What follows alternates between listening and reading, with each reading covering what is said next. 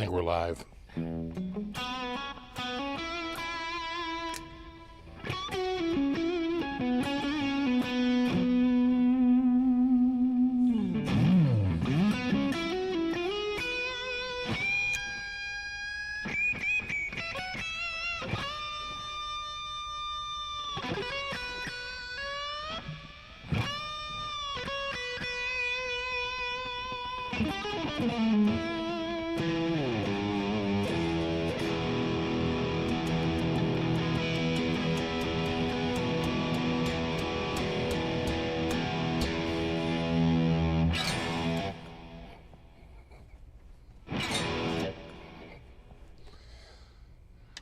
And that goes on for 20 more minutes.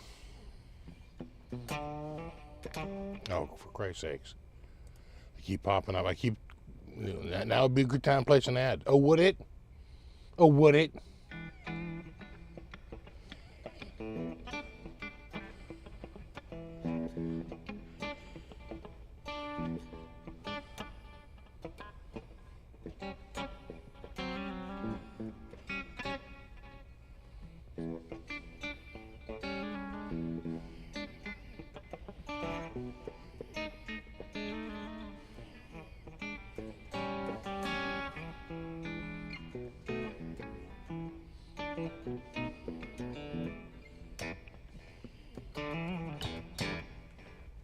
I like this guitar. All right, who do we got here? Super lead. Sop. Oh, good Lord. Matt Dummett. Matt Dummett number 1. Not to be confused with Matt Dummett number 2. Or Dummett. Could be Dummett. It's the 2 M's that are screwing me up. That feels like it wants to be a short U. Well, a long U. We have Bill, Zach, Rock and Rob. What's up? Yeti Matzi, Ronnie, and Deanna, and BC Rich, and Eric.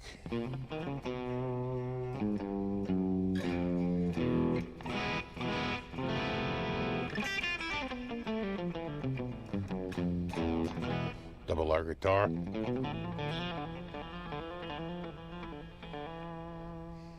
What's up, Monty? What's up, speaker?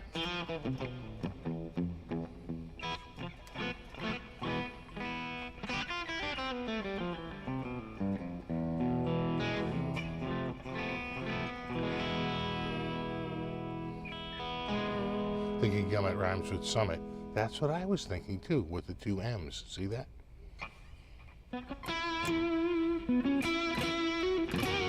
Of course, there was an ad in the 90s. Do you remember it? When the kid is in, and he's being interviewed, and there's the big sign, right?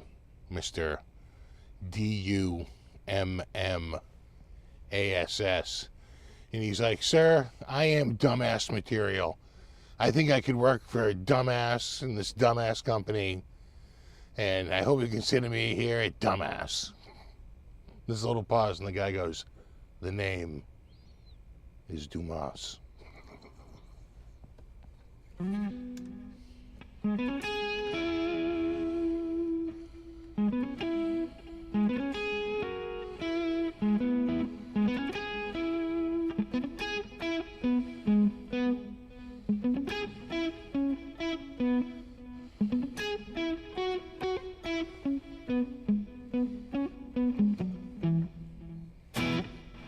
Ba-ba-da-dee-dee.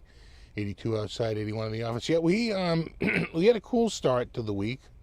It was cooler, and but then it warmed up. It got hot, and today was actually really humid. Dew points in the low 70s. Dew point hit like 72.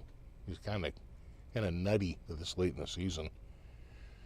But that's ahead of a cold front, which already passed through. We had thunderstorms. Like, poor buddy.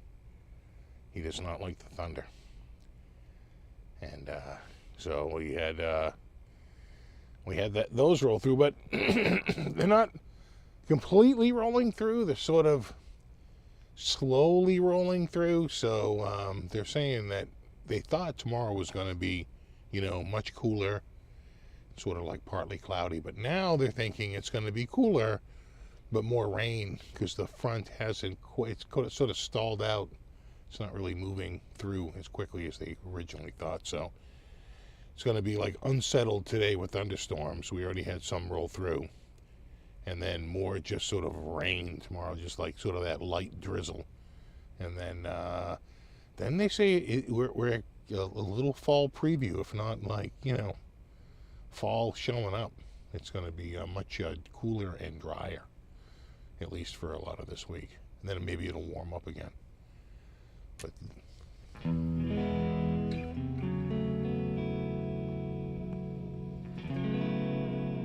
was that Mark? PGM Fine Art, Fast Eddie, Jay Schaff, Scott, Michael,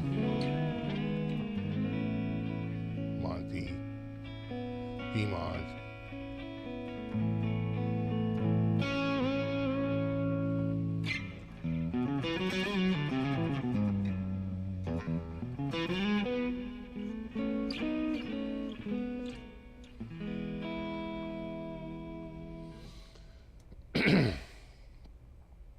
We got 2.5 inches of rain from the plow. They just rolled through. Yeah, we didn't get 2.5 inches, but we got like a good half an inch, maybe a little bit more. I'd have to check and see where it's at.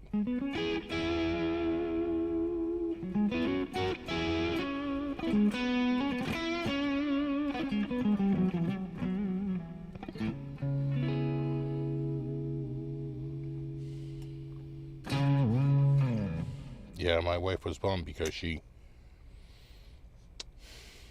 was timing it to sort of get home like right before the thunderstorms blew through, and of course they showed up a little early, and so she drove home through it. She was all bummed. She was like, it was like so slow on the highway, and it was just, torrential downpours.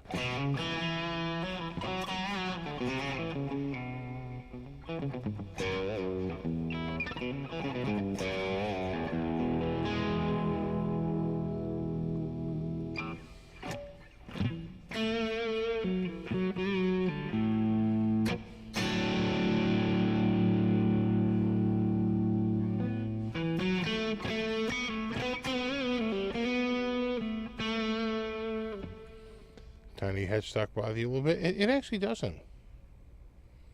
And I tell you one thing I like about it, I don't know if you can see it, is they scrape back the paint, the edge of the paint. So it has this nice, it almost looks like binding, but it's not. They just scrape the edge back a little bit, which I think looks pretty good. It's not just classy, it's wicked classy.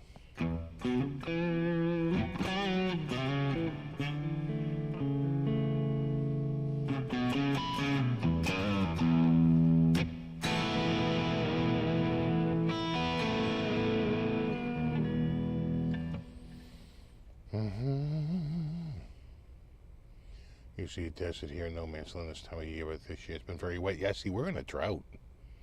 We're like negative 5 inches of rain. So we're in a...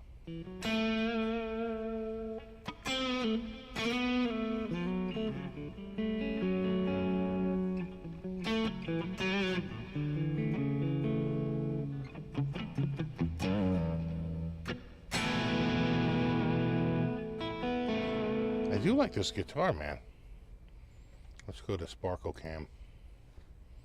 Nice.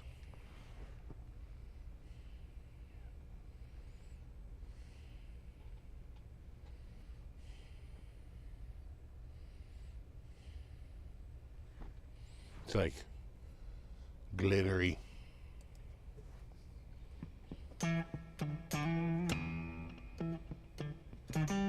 Clampy is earning its weight. No, Clampy, that tone clamp. Tell you, once you go tone clamp, now you see why all the pros use the tone clamps, because that's the little tone secret of the pros.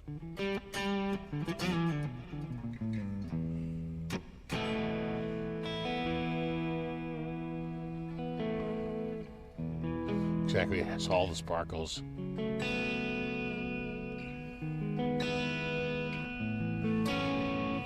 It kind of reminds me of I don't know, a dune buggy. Right, something that would have a big metallic flake.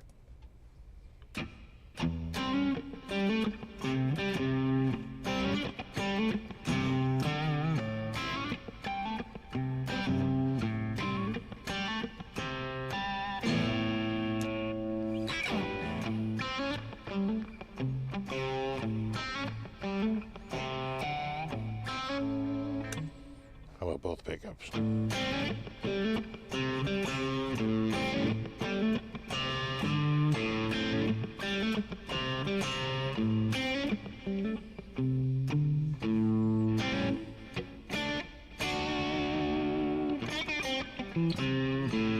Bass boat, motorcycle helmet are both good answers.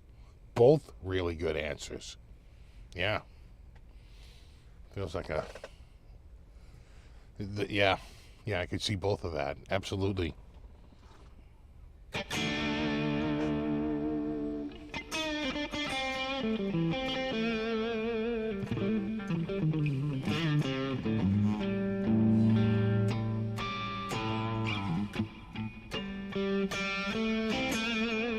Tell you, I'm looking forward to the crispy air this week.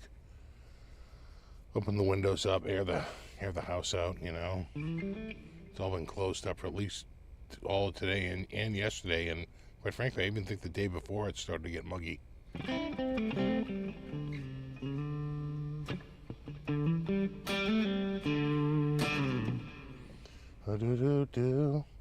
Using the app for the first time, getting killed with ads, yeah. Yeah, no, they're friggin' brutal. I gotta go in after every show, and you can't do it right away. I can't go in like immediately when the show ends, because they're like still processing. They like come back when it's done processing, and you can like change your settings, your options. After every live show, even though I say don't run mid-roll ads, and they're constantly badgering me to roll mid-rolls, or just to run an ad. Despite me not doing that, they just quietly turn on mid-roll ads when it's over. And I have to go in after the fact, waiting. It's usually at least 45 minutes, more like an hour to an hour and a half, because it's a 2-hour show. It takes them a long time to process it.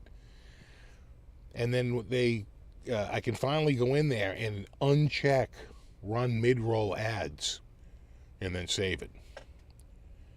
Yeah, big pain in the ass. I have to do it literally every week. You know, go back and check it like a good hour to hour and 15 minutes later. So if you don't see the show and you want to see it, I'd wait a good hour to 90 minutes after it ends, or you might get hit with mid-rolls. You know, it's the world we live in now. And I'm just warning you right now, there's going to be a day where they take that away from me. They're going to be like, look, we asked nicely for you to run mid-rolls, and you wouldn't do it. So now we're rolling them anyway, bro. You can just see that coming. Because they don't like running 2 hours of content without running a bunch of ads. They want to be like a television show, an ad every 8 to 12 minutes.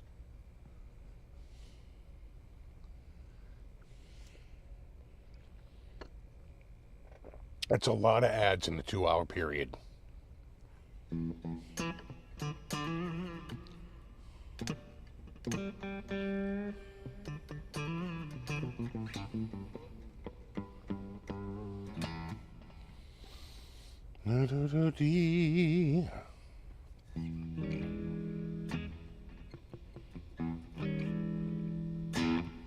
So how was your week?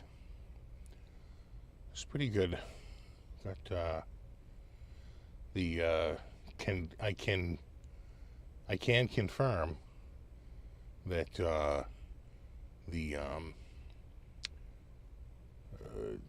ABS tone sensors, the ABS sensors I put in the Ford, work great. She's been driving it all week, no problems. It's over. Where the long nightmare is over. By that I mean about 3 weeks, where her ABS warning light was going off, and it was telling her she was in a skid whenever she drove. Like, you're in a skid because one of the sensors wasn't firing. So, in its logic, it was like you probably have one wheel locked up, but you didn't. So, those are all working. What was weird, and my wife pointed it out, she goes, on the top of one of your knees, it's kind of bruised. And I said, oh, and I was wearing knee pads, but it didn't matter. Just wearing them that long, even with the cushy knee pads, I still black and blue on the top. Just a one spot up in the corner of one of my knees. Kind of blows. And a friend of mine was, getting old sucks. I'm like, I'll use. Yes. Yes.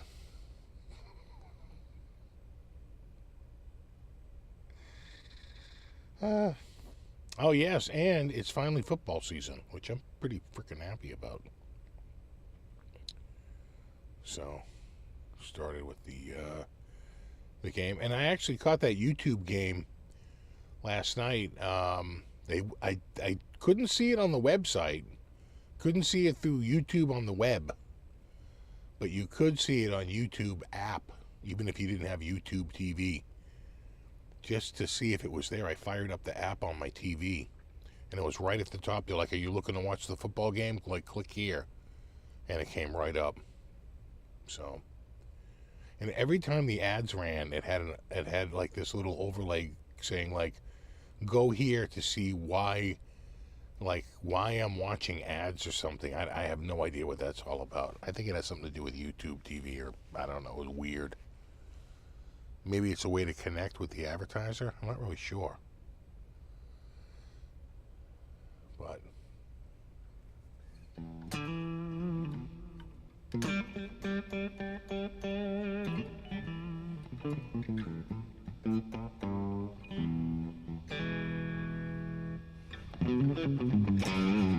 how many tickets did I buy for Powerball? Oh, dude, I probably should have.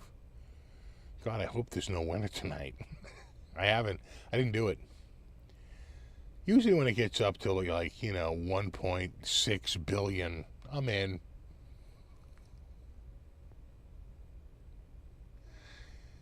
Well,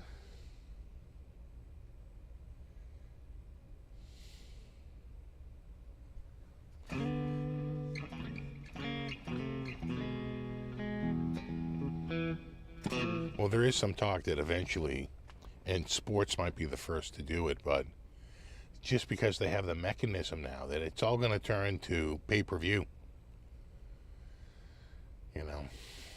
Because they can do that very easily now. Whereas, 20, 30 years ago, you'd have a box, someone had to be a carrier, right? But with just the straight-up internet, everybody's a carrier.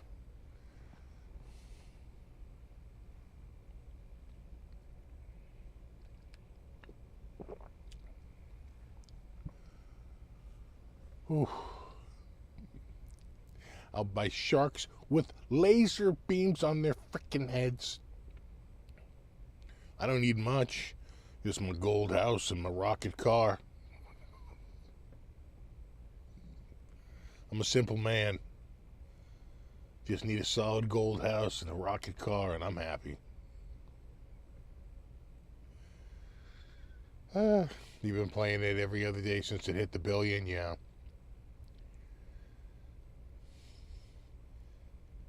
A few $100 million here, a few $100 million there. Next thing you know, you're talking serious money. Like... Yeah,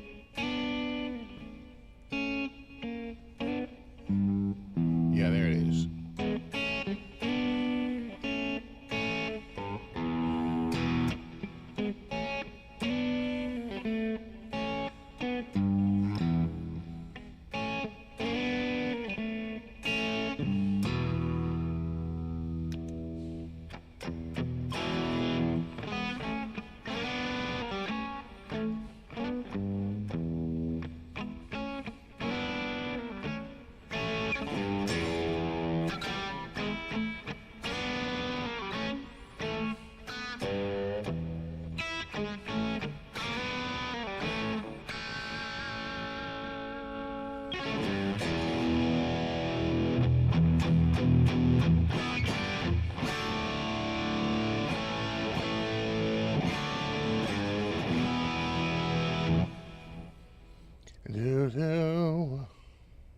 Exactly. That's what I said to my wife.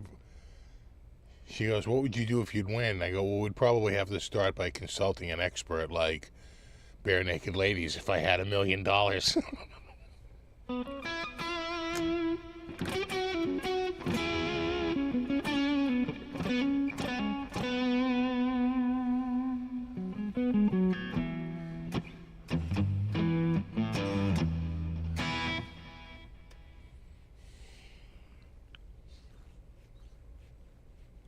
Yeah, they were freaking out earlier. There's no thunder right now. I think it went through. I think it's over. Well, I could be wrong.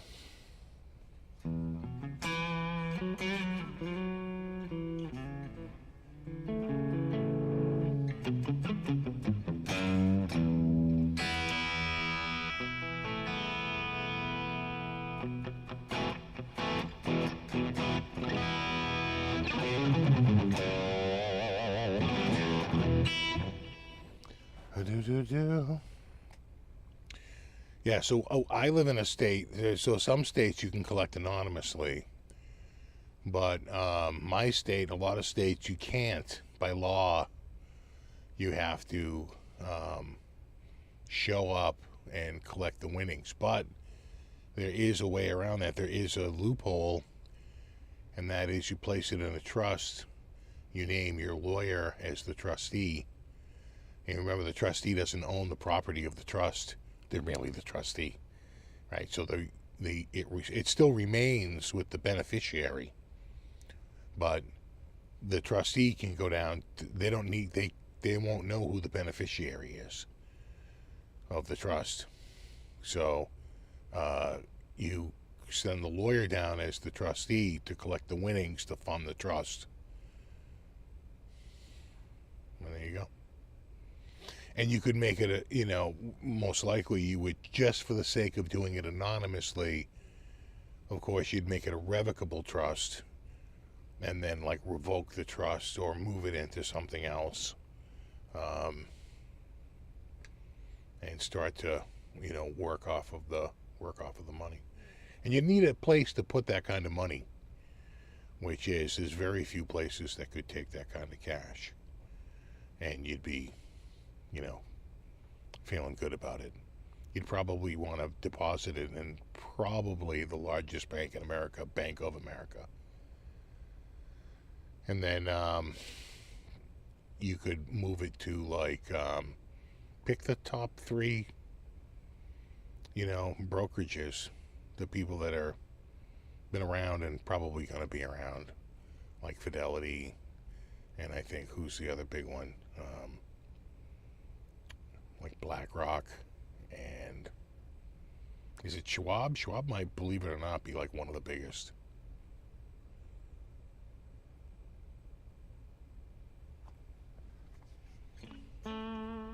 Yeah, Goldman Sachs, they might be one of the biggest. Yeah, you split it up. You just look at like the top 3 and just split it between 3 of them just to hedge your bets.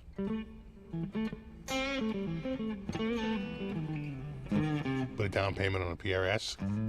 Look at you going nuts. Only 1,000 payments to go. Is it Vanguard? Is Vanguard one of the biggest? Yeah. Yeah, I always think of like Fidelity, BlackRock. Yeah, I would think, Vanguard, sure. That's a big name.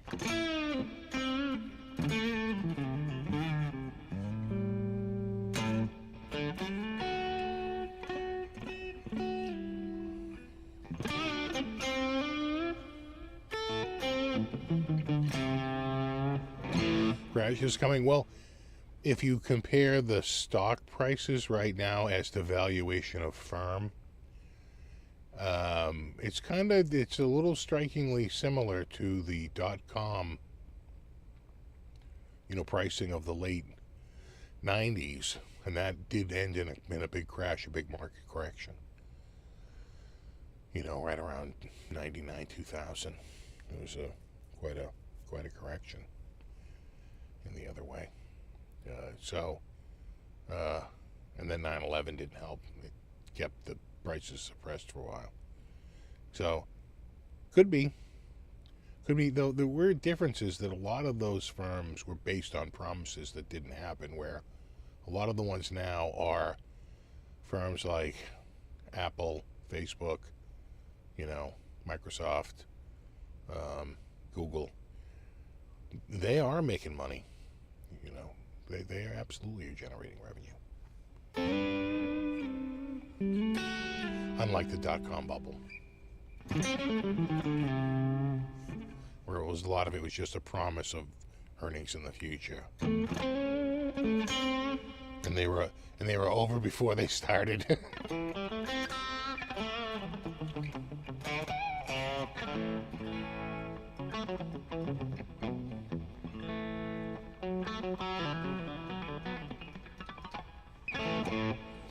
Studio Q says, just bought a used Core Custom 2410 top. Not cheap, but worth it.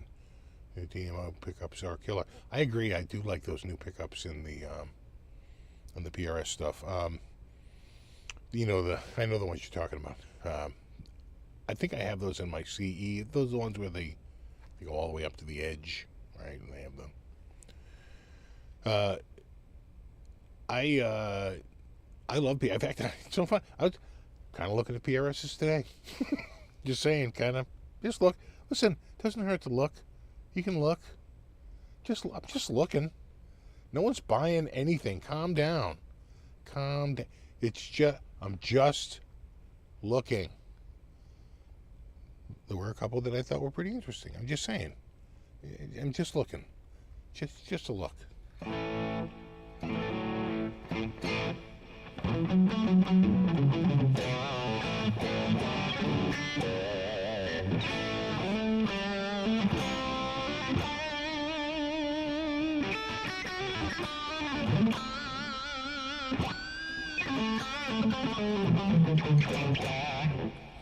Reading some Whale's thoughts on the Boss microtransaction pedal. We talked about it last week. Feels like a cash grab, especially when you can get a multi effects pedal for under $100. That's $250, and you have to buy a lot of the effects later on. I get 2 words: hard pass. Oh, thank you, Mateo. Steve currently looking for an 86, 87 Kramer Pacer Deluxe. Are those hard to find since they are vintage? Yes and no. The only problem with Kramer, it's a little tricky on reverb. A lot of garbage out there. The brand is so old. It's a lot of time for people to beat the shit out of it before you get it. I have seen some decent stock on Guitar Center used. I think they do a better job at weeding out the garbage because they don't want to get stuck with it.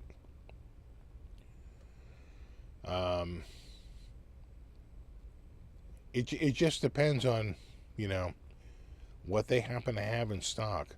The best thing to happen is it's rare, but it's not unprecedented, is they get a couple in. Because one, they might pay a little bit more for, but once they get up to 2 or 3 of them, they're like, oh, we can only give you so much, and then the bargains can be had, because they don't want to be stuck with 3 Pacer Deluxes. So just for reference, that one I bought this past summer? And I can't even remember.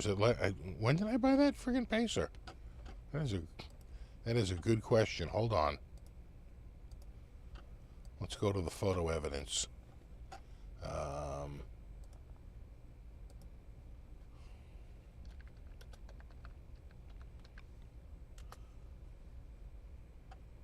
Here we go. Just give me a second here. Nope, that's the Charvel. When was that? Is the Strat Ultra. There is the Pacer. And the Pacer is, oh my God, last year. November 1st, 2024. Yeah, time flies. Yeah. Yeah, there's... Now, was it before that? Anything before? No. No, I'm already back to June, and I got nothing. No, that was it. That was it. And it's right. Let me just get rid of the info. That's mine. That's my pacer. So I paid, I want to say $6.99 for this with a hard shell case. But it's not perfect. You can see it's got, it's got some dings. It's a little worn out. It's far from new. But for the most part, it's in pretty good shape. Pretty clean. A little chip-a-roo right there.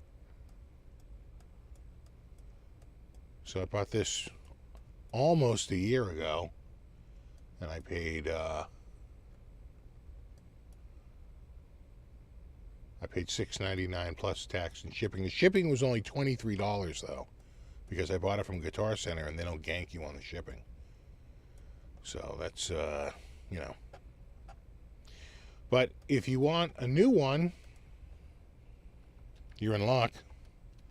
Kramer just friggin' released them. Did you see this? Did you hear about this? Yeah, that's right. Look at this.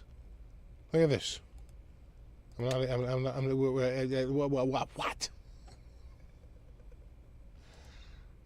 I'm telling you, where's the red one? There's the seafoam green, which is an off color because they never did seafoam green back there.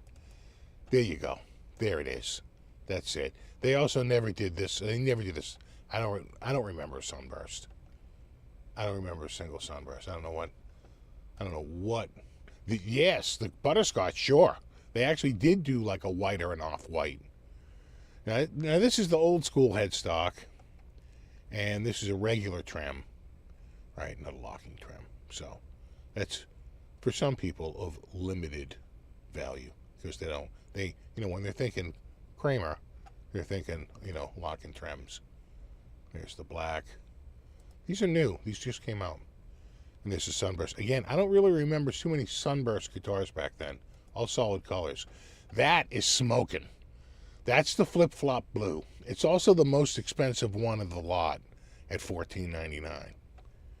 And I think it's with a bag. Yeah, it's with a bag. Which is a nice bag, though. I've had this bag. Yeah, it's actually a pretty decent bag. But, you can see the purple.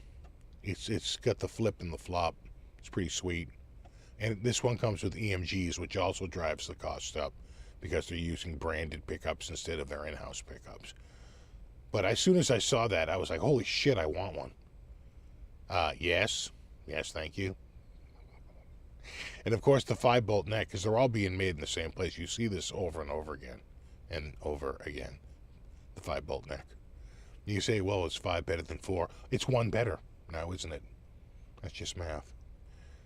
You got the pickup cavity. Looks like a pretty thin carve, though, right there. Like, that's a deep recess compared to, I think, the original, which was, I think, more shallow and had a thicker edge to it.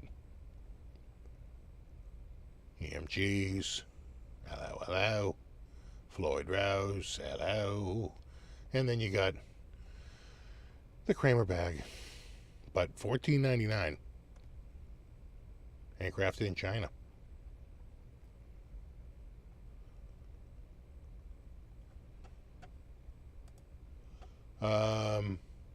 Again, I mean, it's cool and all, and I like that it has a Floyd Rose.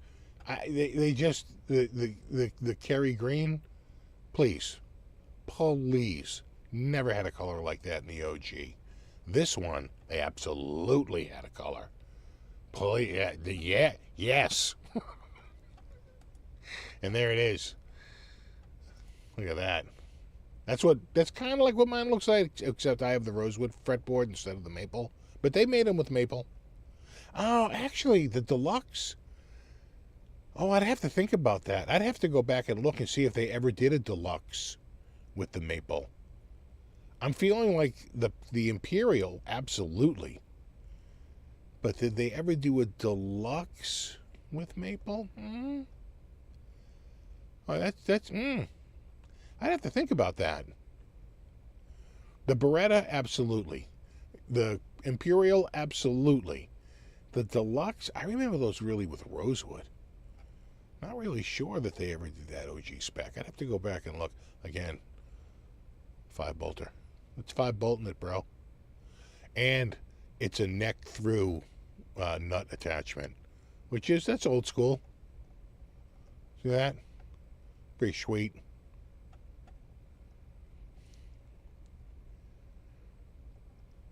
But again, with no EMGs, these are the in-house. So a little bit less money. How much is this? $9.99. So a lot less expensive than that one with the tilt-back headstock and the large logo. Then that's just that's from the Redundant Department of Redundancy. Right here. This one. So it's got the flip-flop. It's got the EMGs. It's got the bigger headstock. So $14.99. This is $9.99. So a lot cheaper. And then this is the Sunburst. But again, Sunburst playoffs. Sunburst. What are you, crazy? We're talking about Sunburst. Yeah. No, Kramer was pretty much a solid color company. Yeah. That Sunburst gives me the willies. Getting douche chills. Like, no. Yes. Look at that. Smoking. That's hot. So's that. In fact, that's smoking hot. I'm just saying. People are talking. That is pretty awesome. But you pay for the awesomeness because it's more money. It's the most expensive of all the recently released in $14.99. And they still don't give you a case. You still get in the bag. And you will like it.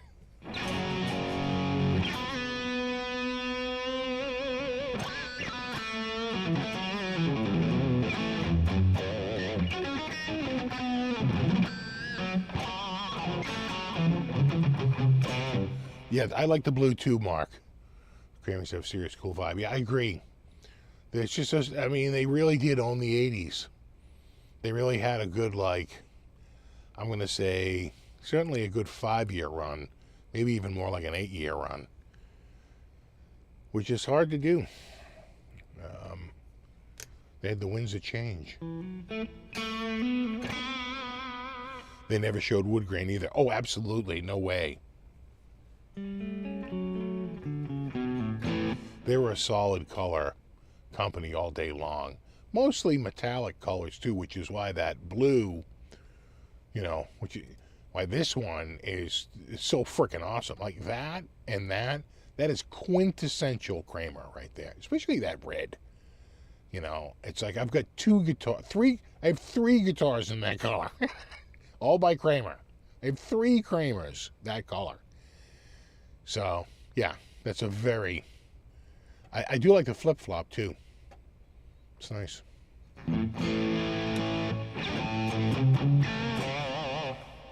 Oh, really? Jack Russell from Great White this week? Really?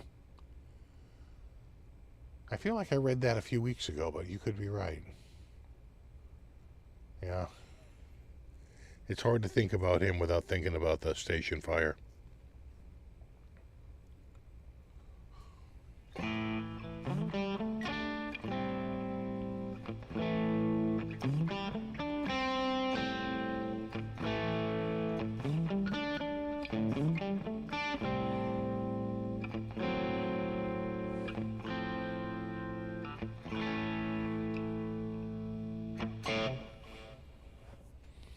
Did you see the David Gilmour interview? Only about 10 or maybe 15 minutes of it, and I ran out of time. I couldn't spend more time watching it, but I'll try and watch the rest of it this coming week. It's long, right? I swear to God, it's over. Is it an hour? I think it's more like 90 minutes, right? I think I only watched about 15 of it.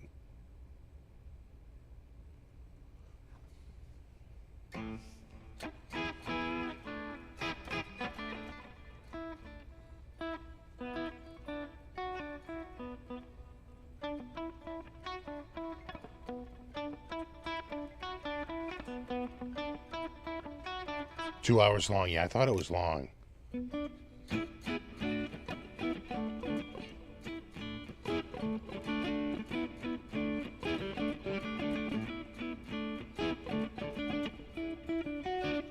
Yeah, Jack Russell died August 15th. I thought so. I didn't think it was this week. I thought it was a few weeks ago.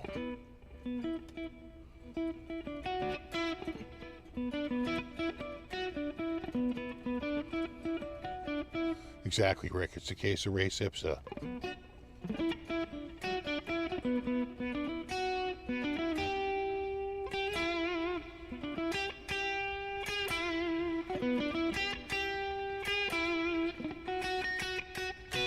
Tequila.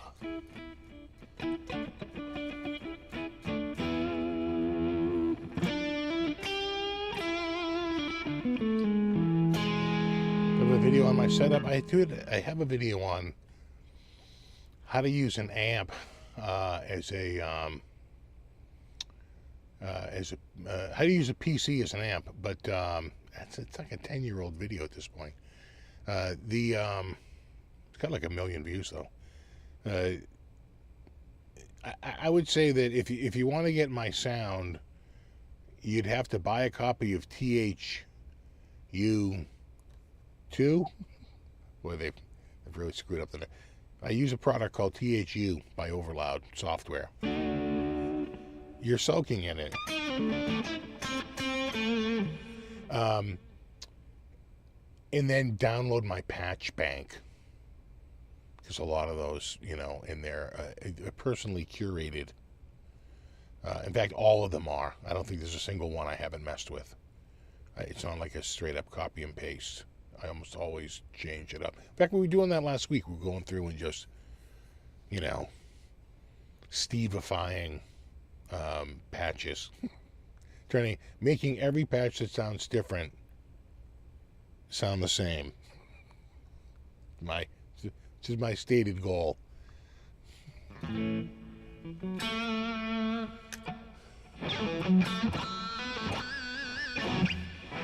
thing about THU version 2 is that it goes on sale,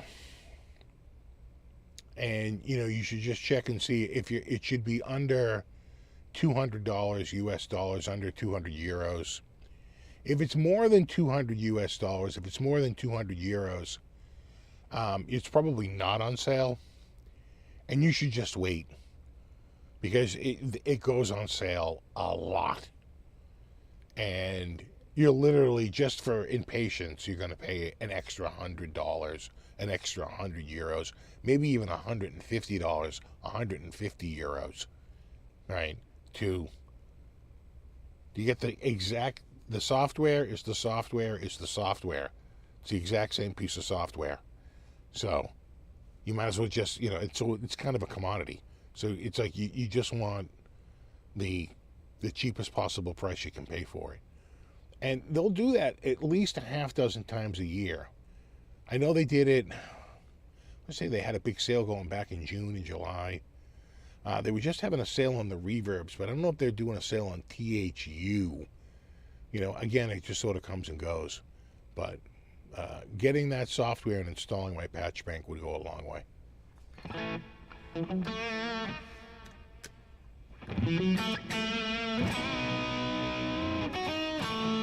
2.03. Geez, I think I'm on 2.05 or 6, maybe 5. You know what? Remember when they came out with the doubler? And I said, well, the doubler works fine as long as you have one stereo component. If it's because it didn't work on some patches. And I said, well, what's the difference? It's because the patch was all mono from front to end. And if it was all mono, the doubler didn't work. They fixed that.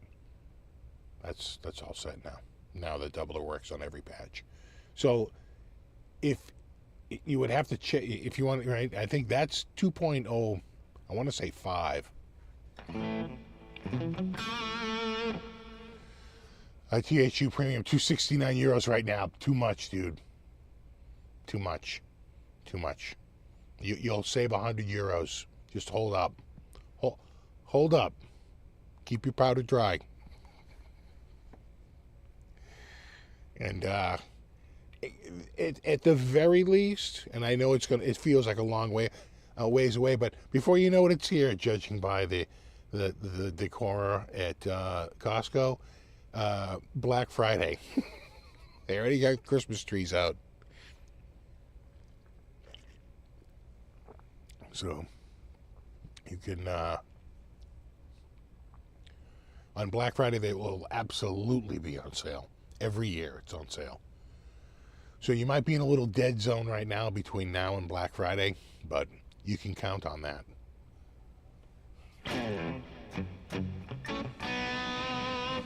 Is that a pumpkin blanket? Pumpkin spice blanket.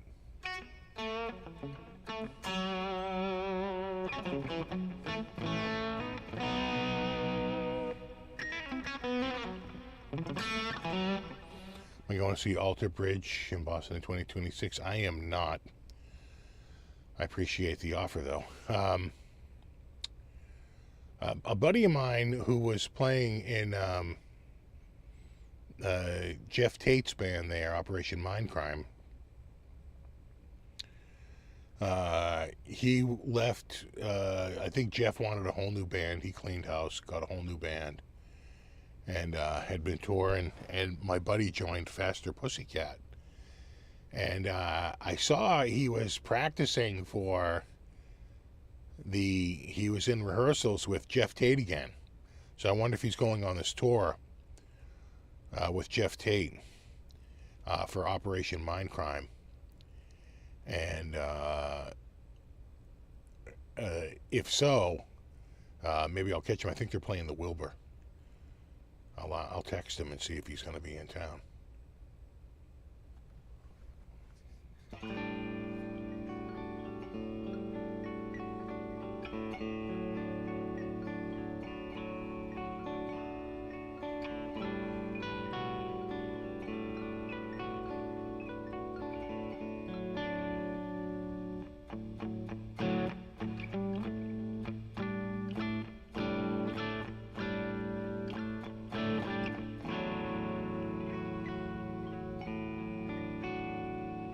On mobile, pop-up ads all over the chat. Damn, dude.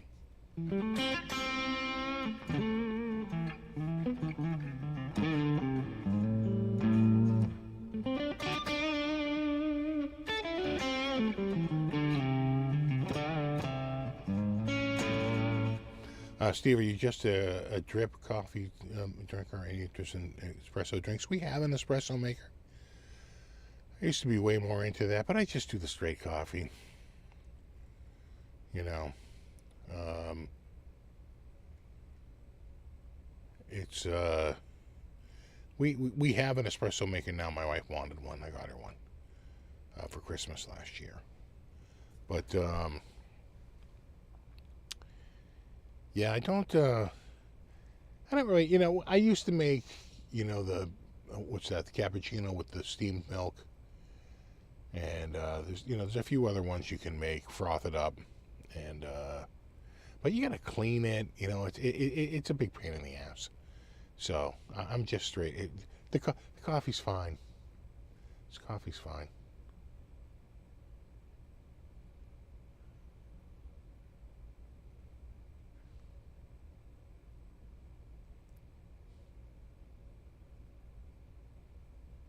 Price of coffee went through the roof this week. Don't worry, they're going to start planting coffee up in Idaho.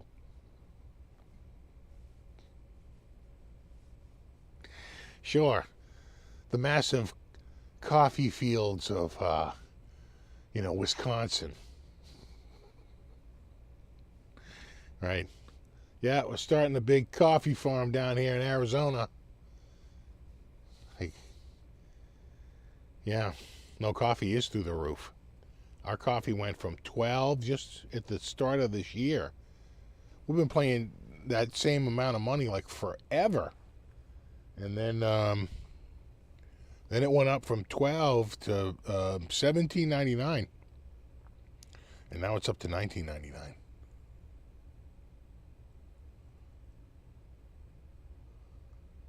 It's still cheaper than buying it out, though.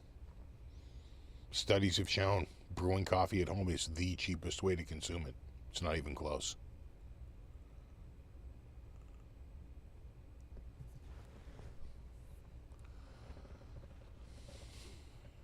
Exactly, cheese coffee. Uh,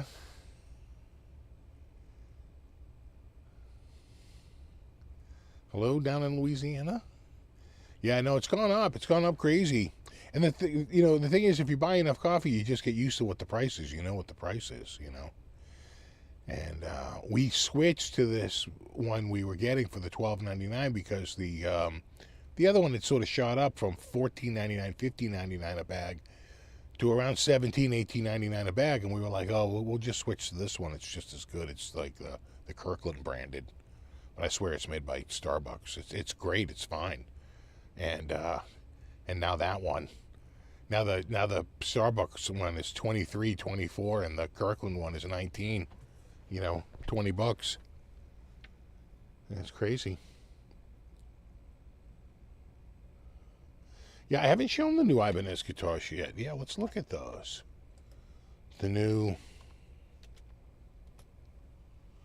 Hold on a second here.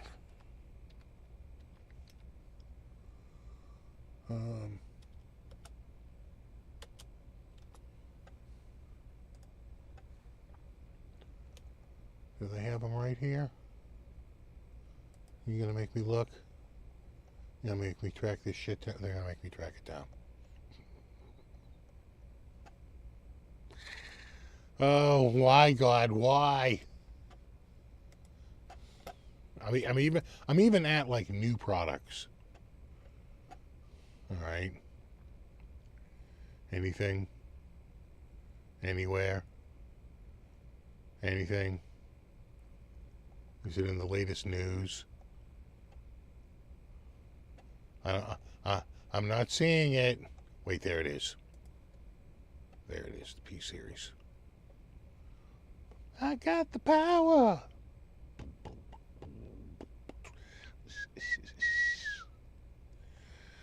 These are made in Japan. And yeah, part of the Genesis collection. Pretty sweet. That is the OG. Do they... okay.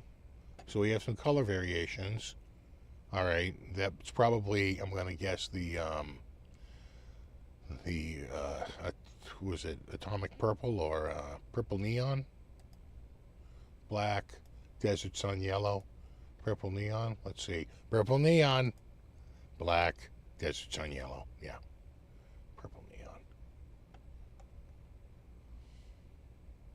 Which is a flip-flop paint. It's got definitely a little bit of flip-floppery to it.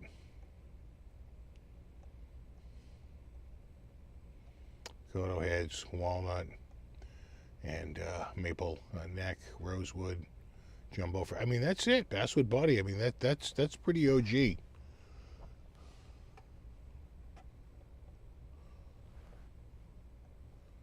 Right, edge tremolo. Yeah, and the OG edge. I like that they didn't even mess with that. They, just keep it all. So I'm gonna say that. Let me see here. If I go.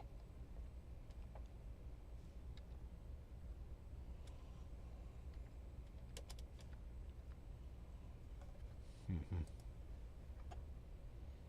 Mm-hmm. Mm-hmm.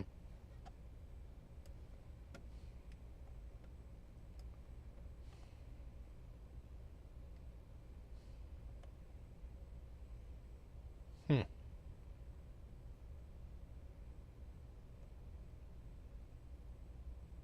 Hmm.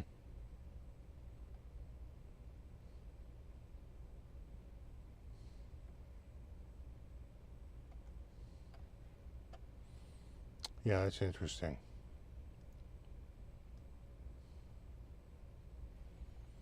All right, so if we go,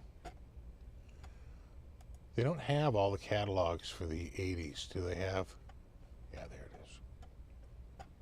There it is. It's probably in the mini. I know this catalog well. The 1990 mini. Is it in here?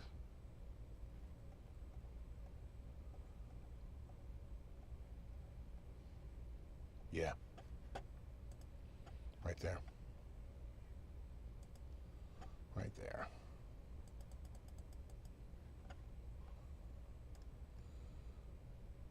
Yep. And it's purple neon. Wow, black, purple neon, and wow, right? Desert Sun yellow. That was it. This is the 540 PHH, which has 2 humbuckers. This is the original power, the PSH, and that is correct. Black, Desert Sun yellow. This is the 1990 catalog.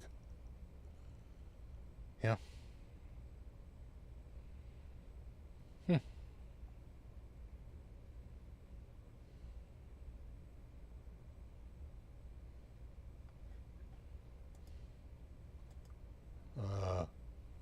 No.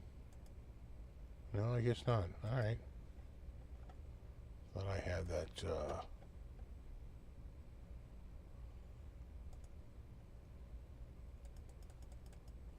That here? No. Hold on. Jesus. There it is. Getting punchy from punching all these buttons. Yeah. There you go. Right there and right there. You can probably change it to the same color. The yellow. The yeller. Pretty good. The power.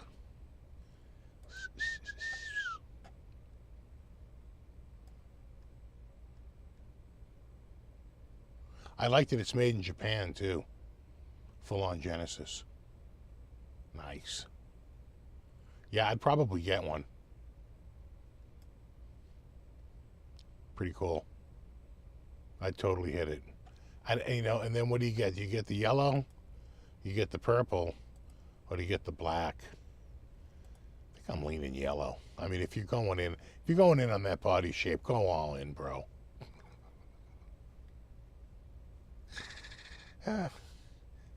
Make no apologies. Right there. You know?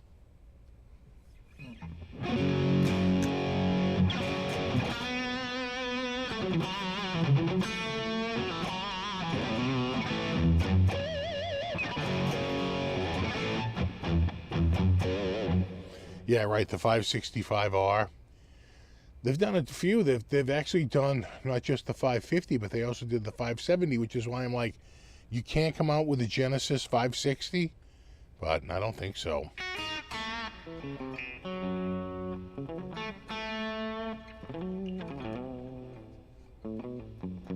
What's up, Rico? Yeah, the black does look good.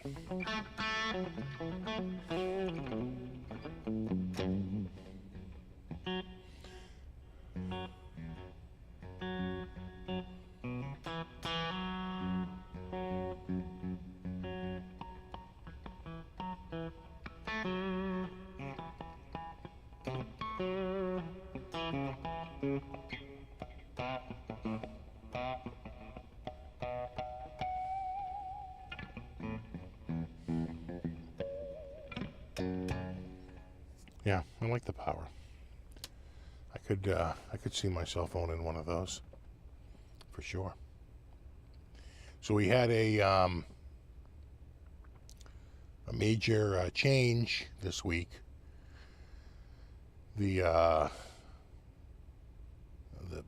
fish people that come to maintain the fish tank showed up, and the outlet that feeds the water down to the filter, it comes down, there's a big sort of water intake up in the tank, and it goes, through the bottom out into this like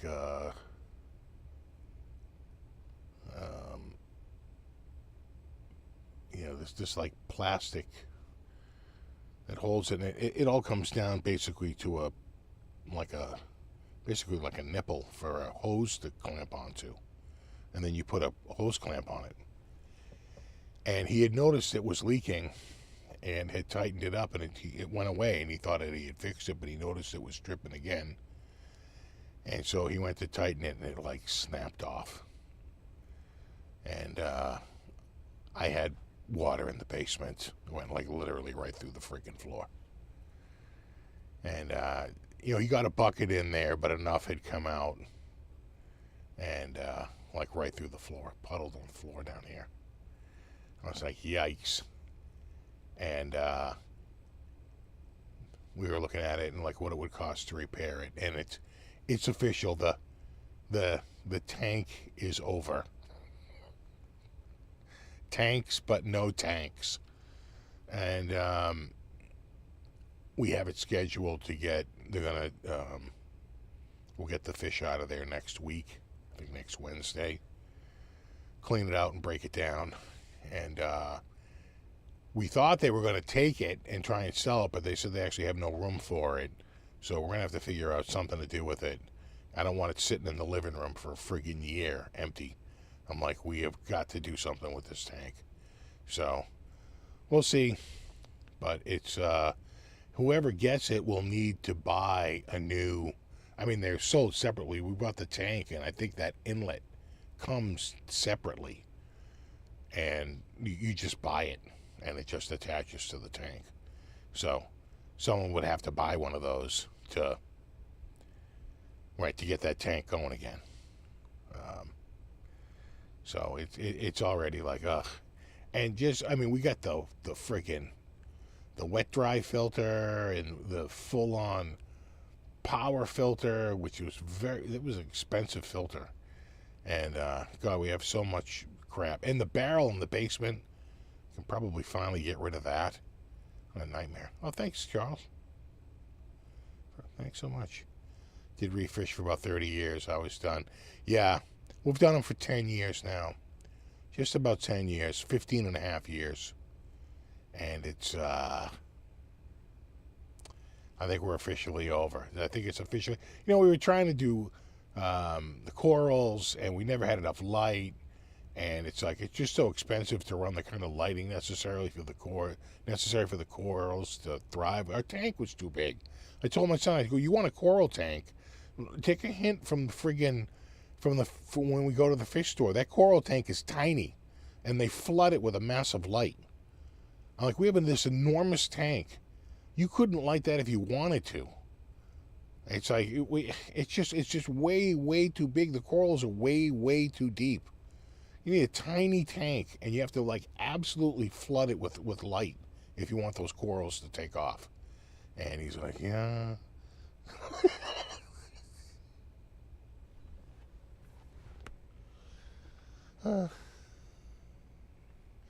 Closed my tank a couple years back. It was too much stress. It is. It's a ton. Sending tartar sauce, yeah. It is. It's a shit ton of work. And quite frankly, for me, the tank died when Puffy died. We got the new tank, and Puffy didn't make the transition. He died in the new tank within days. He was too stressed out. I was like, oh, no. Don't kill my goddamn fish. Yeah, and then the fish room is hot, right? We're constantly running the central air. I was constantly worried about a flood. And of course, eventually it did happen. It's only a matter of time before it freaking happened. Luckily it wasn't too out of control. But Jesus, what a nightmare. So, I think we're finally draining it. And, it's so big and it's so heavy. It's so ridiculously big and heavy that I don't know what we're going to do with it. It's a glass tank. It's not acrylic. And I want to say it's 150 gallons or 160 gallons. Did you find Clammy? No, but we'll find him this week if he's around.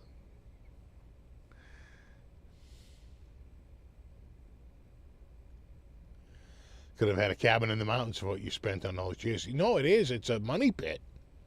No, a fish tank, right? A fish tank is like a boat, right? The two greatest days in your life is the day you get your fish tank and the day you sell it.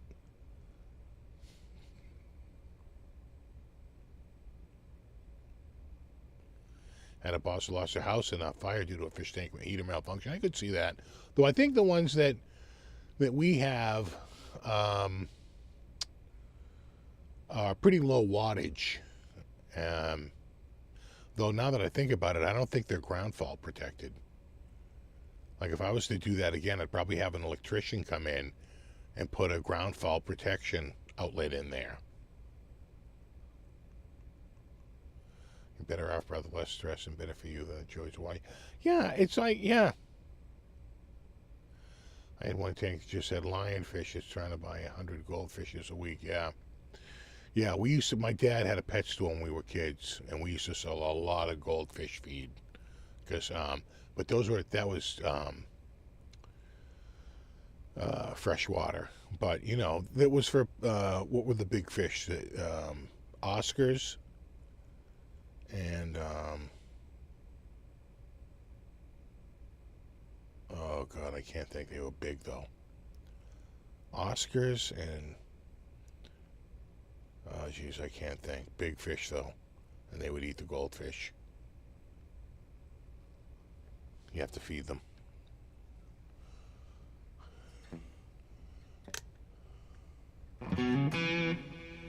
Yeah, what was the other one though? Freshwater. Not just Oscars. There was two. Oscars and this other one.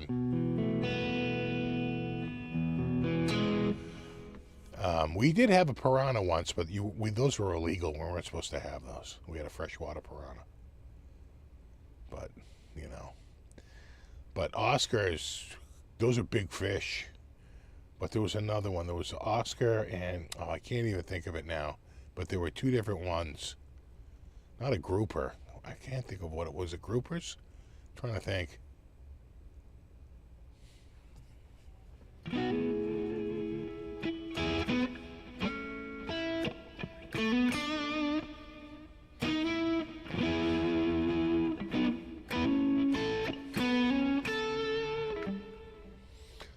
No, betas are too small. These are big fish. I'll ask my dad. You watch, he'll remember. They used to be in the tank to the right when you walked in. We had those were the real big fish.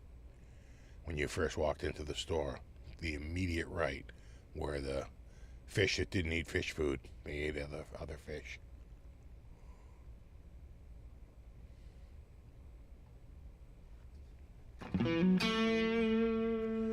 The little fish, God, we used to sell everything.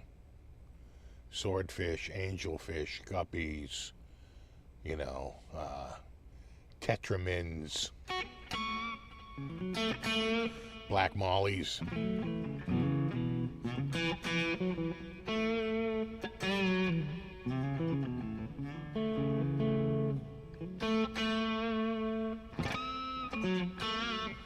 Well, the crazy thing about the piranha is we used to feed the piranha and the piranha would never eat in front of us. And I remember like trying to sneak away to watch it eat, and he would eat that fish so fast. He was so fast in killing that goldfish that you'd turn away or get out of his view for just long enough that he felt comfortable to eat the fish, and you'd look back and that goldfish was gone from the gills back and its mouth was still going. Had no body.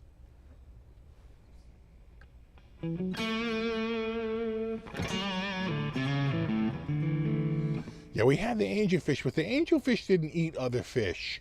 They could get big, though. Angels could get real big. My dad will remember. Unless it was a different type of Oscar. But they'd be They were friggin' big.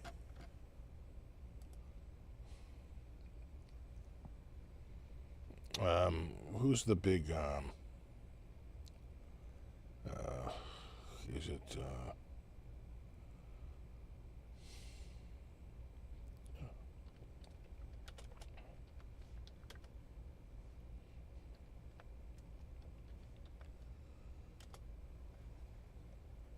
Live Aquarium. So they have a marine fish.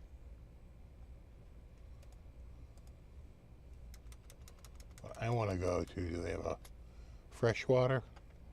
I think they have a freshwater part, right? Marine, freshwater, right there. All right, what do we got?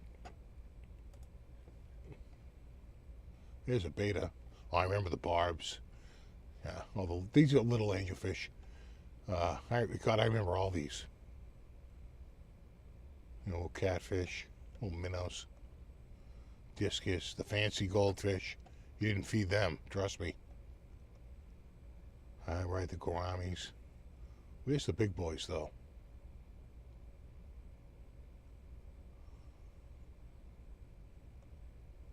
Well, they don't have them. Could be too big to ship. We used to have these. Plecos. I remember those. They were tank cleaners. The mollies, black molly, spotted molly.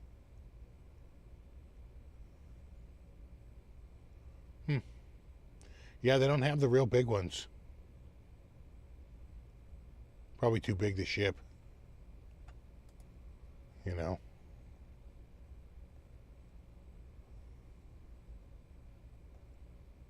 Yeah. That's what I'm thinking. Way too big to ship.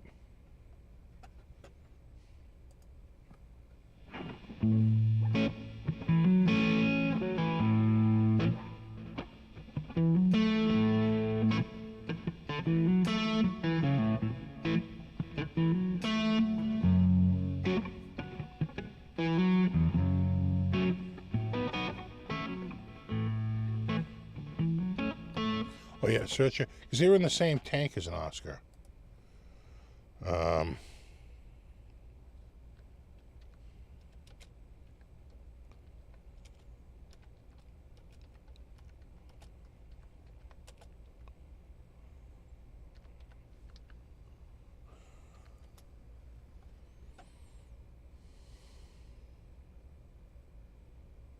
Silver dollars.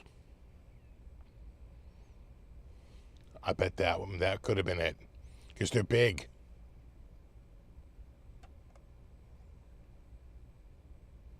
Jack Dempsey's. I think that might have been it.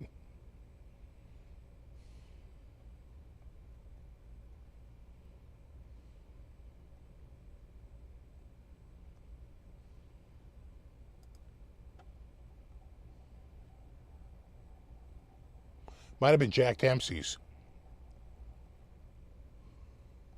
Yeah. Yeah. And the chiclets. Chiclets. See, this is the ones I couldn't remember. Chiclets. So, there's the Jack Dempsey. Right, there's the convict chiclet. There's the Jack Dempsey. That's what I remember with the Oscars. The big Jack Dempseys. I don't remember those. I do remember silver dollars.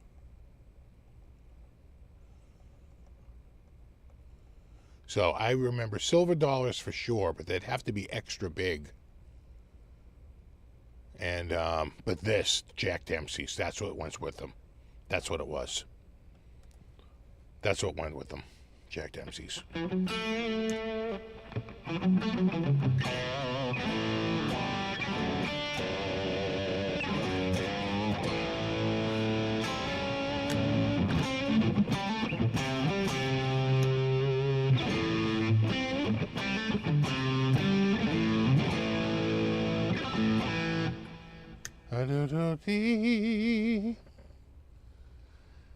Oh man. So we're finally freeing ourselves of the tank. tanks for nothing. And my biggest fear, and I do worry that where this is going is that tank to clear room in the living room is gonna like get pushed out to the freaking garage. It's gonna sit there empty.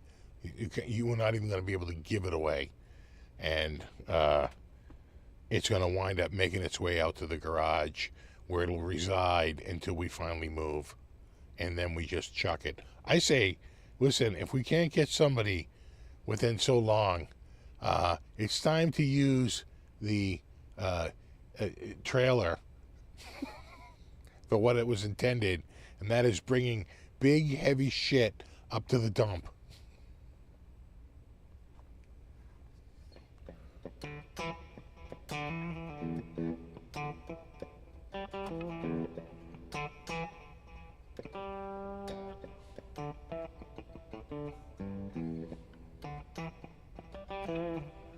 So we had a weird thing happen this week. My wife was like, hey, there's a bunch of dead baby squirrels in the driveway.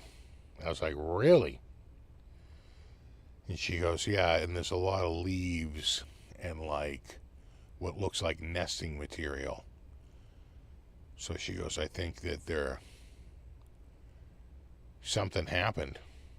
I don't know if I said, well, I don't think they were attacked because they'd be gone. If someone's attacking those squirrel babies, it's because they want to eat them. And so I went back and I looked through the video footage. And at 9:18, because when I went out there and I saw the little baby squirrels all dead on the ground, 5 of them, I did see a hawk circling overhead. And I said, well, maybe the hawk was going after the squirrel and sort of broke up their nest. And they just fell down, and it was just a case of bad luck. So I wasn't sure, but that was at like 11:30 in the morning, and I went back and checked the video footage, and that they fall out at 9:18 a.m. and the first thing that falls down is the squirrel. You can see the squirrel right down, falling out of that tree. And then after the squirrel, the leaves and the other debris coming down. And it felt to me like the squirrel didn't make the nest in the right place, or it was too thin, and it fell out, or broke a branch or whatever. It fell out, and as it fell, it snapped, right? It had the loss of its weight. It sort of shook it, and it shook.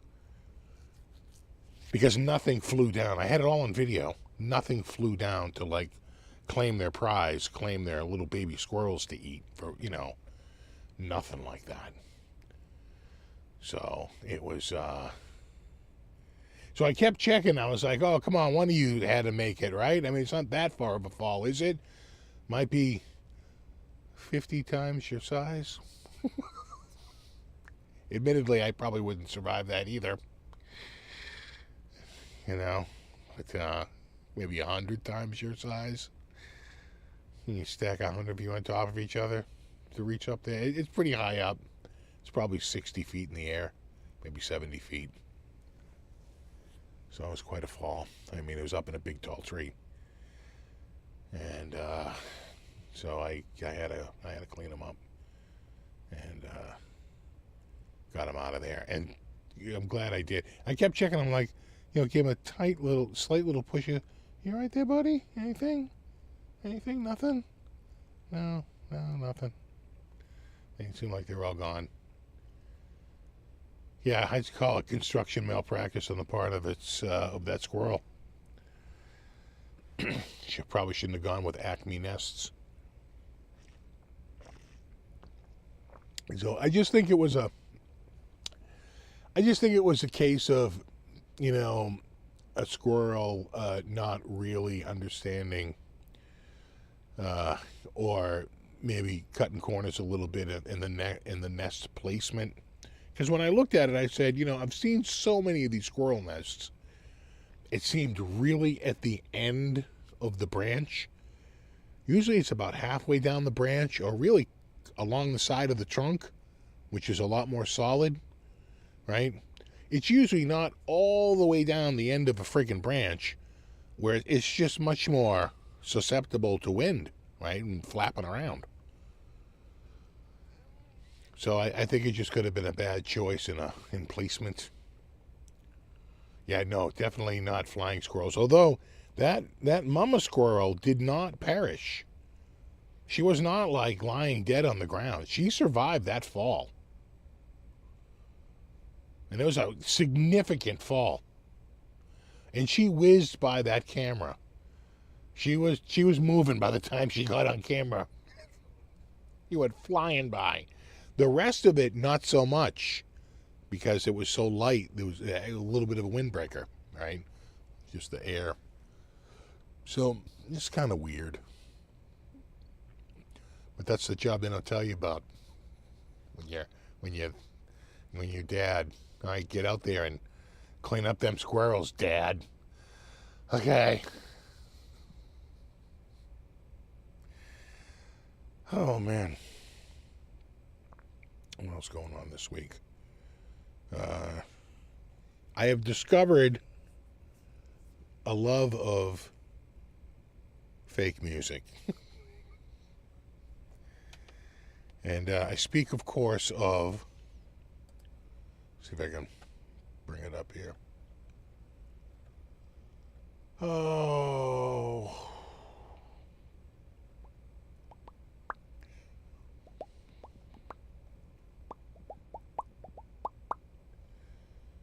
Anything?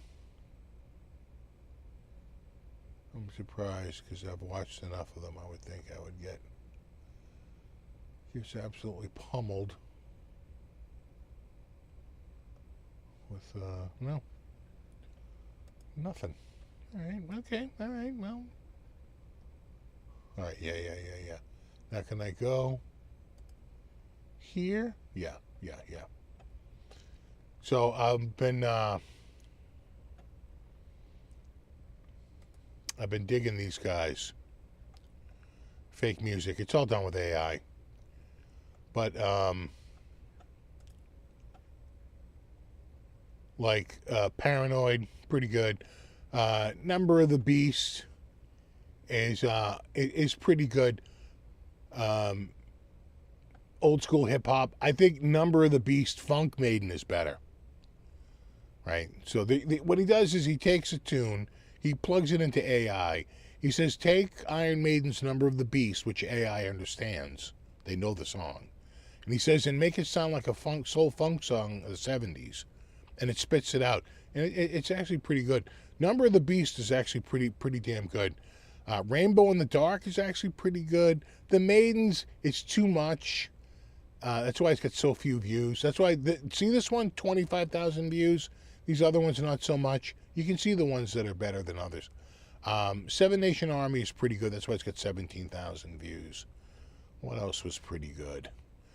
Come As You Are is pretty decent. Soul Osborne is just okay. The thing is, you gotta remember, Crazy Train is in a major key, so it sounds way pop. Running Free, just okay. Wonderwall is actually pretty kick-ass. The soul version of Wonderwall is actually pretty smoking. Same with Living on a Prayer. Both pretty damn good. And We Will Rock You Disco Style, also pretty good. And The Boys Are Back in Town. And TNT, Latin Soul Rock. All pretty friggin' awesome. And Thunderstruck Rock Funk. But I would say even TNT, I might like that a little better as the Latin Soul Rock. Stones is okay. The Hanson, Funk Hanson is actually pretty friggin' amazing. And you finally understand the lyrics. It's pretty awesome. But you should check out this guy, Fake Music. It is what it says it is. And they basically take a song and they AI it into a new composition. So it's a weird thing because I don't think things that are completely created by AI, I don't care what you're putting in for an input, you're not actually generating it. They're trying to argue that like input strings are enough creativity to call it not computer generated, but it is computer generated. And I guess it would be like if you handed an elephant and you chose the colors, you're curating the palette for the elephant. So are you a part of the creativity of the photo? I mean the picture that the elephant paints. The courts have said no, you're not, and that a painting by an elephant is by definition public domain. You can never get a copyright. Only humans can be copyrighted. So AI is not a human. And so anything generated by AI, that iteration. Now, some would argue the underlying songs are copywritten. Absolutely. And you could try to argue fair use by taking that original composition and sort of modifying it and saying it's a new derivative, right? Works. But, you know, record companies are in the business of making money. So you might get a lot of pushback on that. You could probably come up with, and I think what he's cleverly doing is trying to make it a parody. Bit of a parody. If you're serious about it, they come after you. If you make it a parody, you can almost hide behind the parody shield and say, no, I'm busting balls, bro. It's all a big goof, man. It's just a big joke. It's a satire. It's a commentary on contemporary mores. Oh, yeah? Well, what's the comment?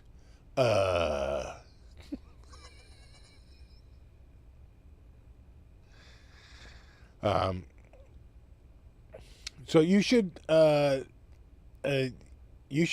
it's pretty good. I think what's sort of amazing about it is, it does kind of sound like famous singers. I would say that a couple of them, it's a serious James Brown, or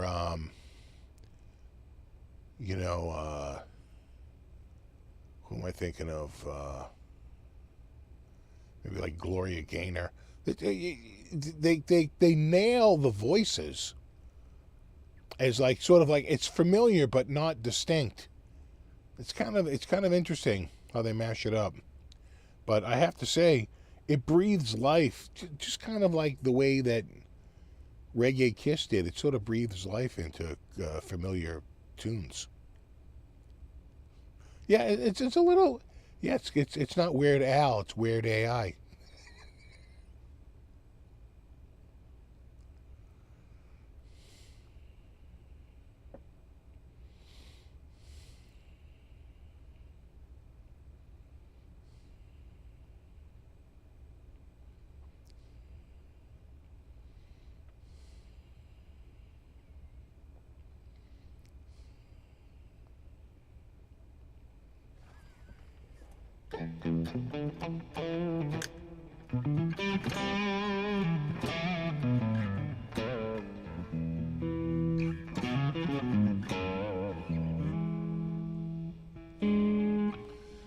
Yeah, exactly. The regular Metallica is out now. You need to be a like a reggae Metallica.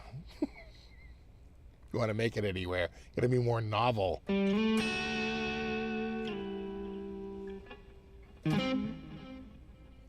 You ready for some football? I'll tell you, I am. My favorite time of the year.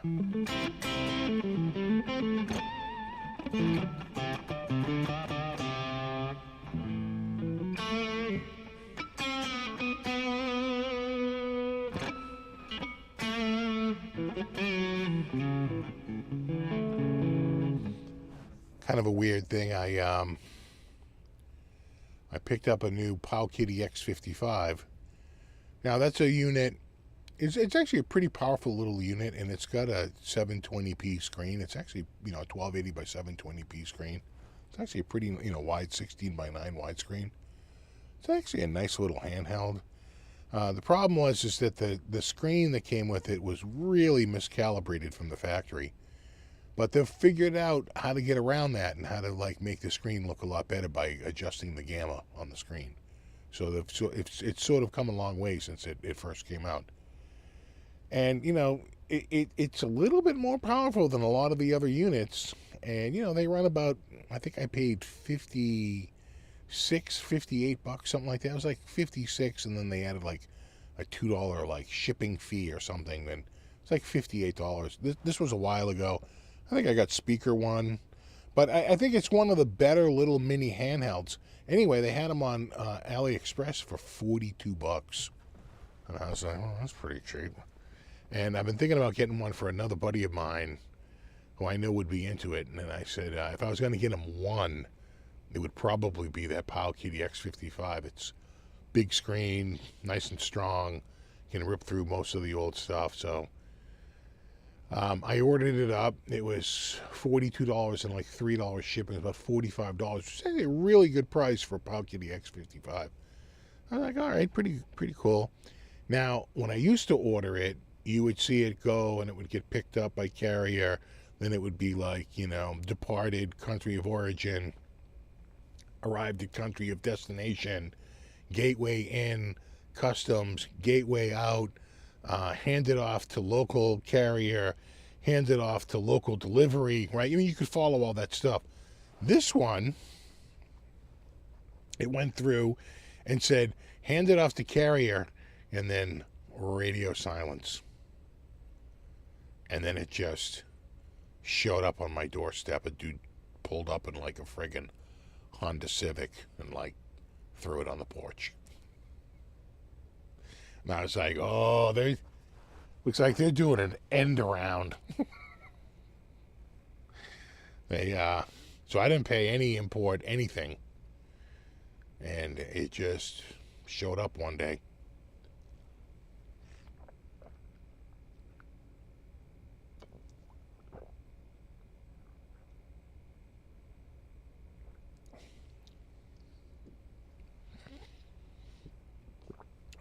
Come as you are is a great fake funk song. Yeah, there's they're all they're hit or miss, but some of them are kind of banging. I thought Wonderwall was pretty good. I thought the AC/DC sort of like Latin pop one was kind of funny. You know, you gotta take them for what they are.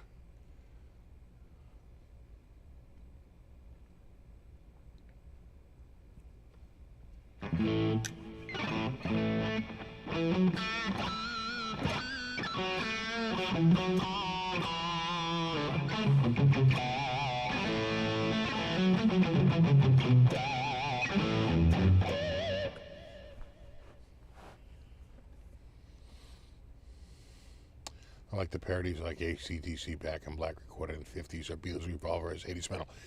That's kind of what he's doing. And I think that's how they get around it a little bit, right? Because you just say, oh, I'm goofing on you. It's a big goof.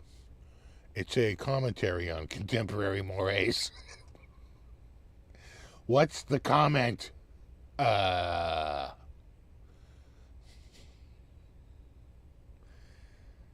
man. So, yeah, that was sort of weird. Looks like AliExpress is doing looks like they're smuggling them in. They're like, yeah, I got your tariffs right here. It just sort of vaporized and then just magically appeared on my porch. I don't know if you caught this week, Beavis and Butt-Head came back on. And I have to say, they rebooted in the last year. Maybe the last 2 years. They had a big reboot. They are very much like the original episodes. I happened to catch the two new ones this week, and it was pretty funny. They were nailing like how the original, where the original show was written. Except this time they don't just goof on videos; they goof on YouTube videos instead of just music videos. And there's plenty of fodder for that.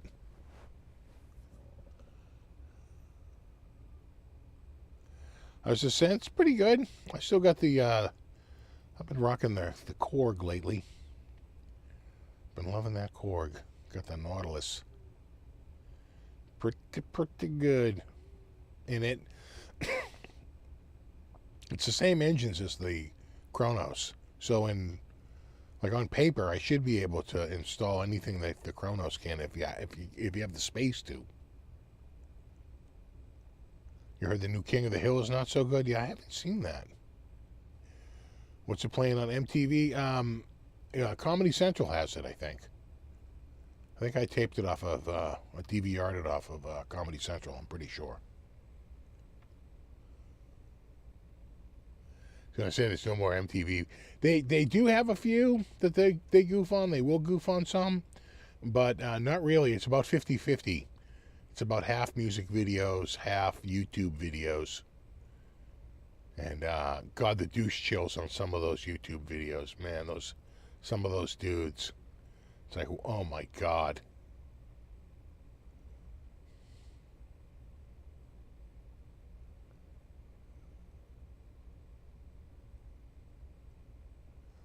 Satch Boogie, good to see you, man.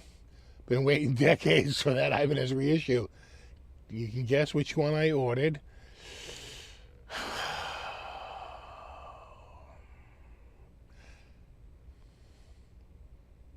I'm going Desert Sun Yellow. No? Would you go Purple Neon? I'm going... I'm putting... Listen, I have a 1 in 3 chance. I'm going Desert Sun Yellow.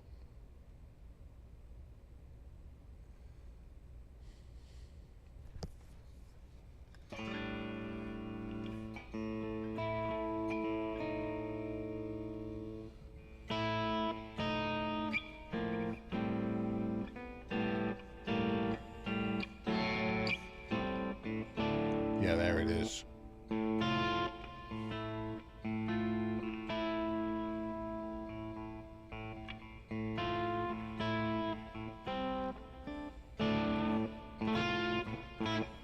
You know what was on the other day? Was Evil Dead 2. And of course I remember Evil Dead, the OG one. But Evil Dead 2, I forgot how hokey that one was. Man, that was funny. So many jump scares. But it used to scare me when I was a kid, but not so much anymore.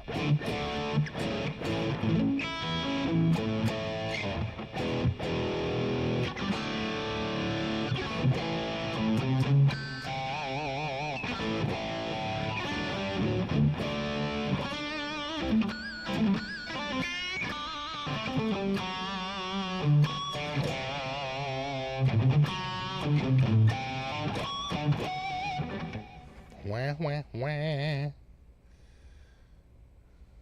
already got the 550 and the 565 and the yellow, so you'd get the black sharp. You got to mix it up. You got to stay loose. Mix it up.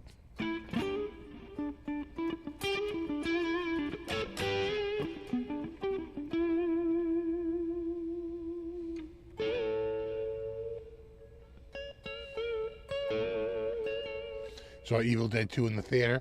I didn't see it in the theater. I'm sure I saw a lot of those on VHS, right? When renting videos was all the move. We would rent a lot of, horror movies.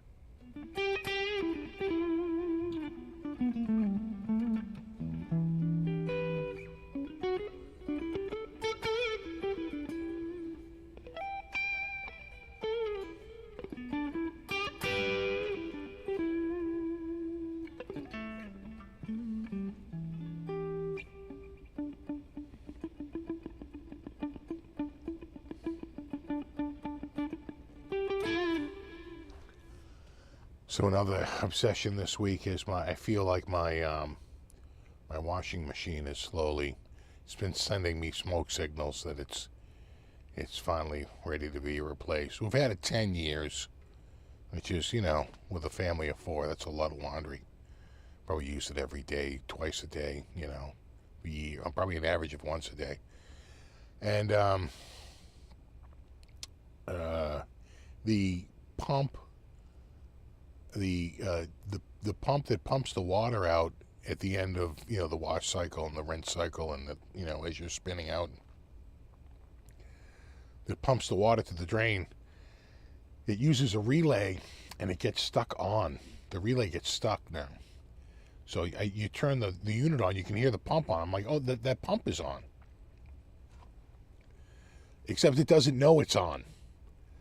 It's already sent it's got a signal that it's off, but it just physically, like that relay is just literally stuck open. So, or stuck closed, I'm not sure. But anyway, the relay is stuck. And it's keeping that pump going. So, I fixed it by hitting it with my hand. The last time I had to fix it, I had one of those Theragun clones for like $20, and it had like the soft rubber ball on the end, and I just put that on the top of the vibrator, and that did it. It broke it free in just a few seconds. So it's sort of on the way out. So now I've been looking at washers, and my God, I am in deep. Top load, front load. I think I'm going top load. The problem with the front load is, it's rare, but they do leak sometimes. You'll get a leak. And the front load ones, they say, unless you leave the door open all the time, they get kind of moldy. And, that our laundry is in a bathroom. So we don't want to leave the door open all the time to the laundry. To the washing machine. So I think I got to go top loader. Think I'm going top. Hey, what's up, Aljon? We were just talking about the Kramers earlier. Stay away from front load. That's what some people think. So in theory, on paper, front load should be better. But man, there's some downsides. Leaking is one of them. I wouldn't get it before just because we had little kids. I was worried like my kids would be like killed in it somehow. That they'd you see stories like that, right? Where kids crawl in and someone gets it started and the kid drowns in the friggin' it's just like a nightmare. So they get locked in, they can't pull the door open. It's, it's a nightmare. So I wouldn't get one just because I was paranoid that my kids would somehow die in the friggin' front-loading washing machine. And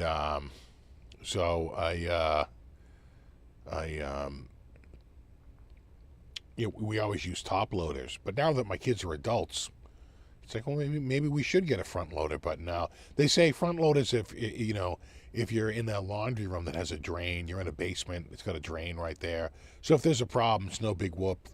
The water goes down into the drain, and no big deal. They're like, but if you have any place there, if getting water out of it would be a big deal, you should just go top loading. Top load is the way to go, yeah. Well, my front loader, just don't buy Whirlpool anything. Yeah.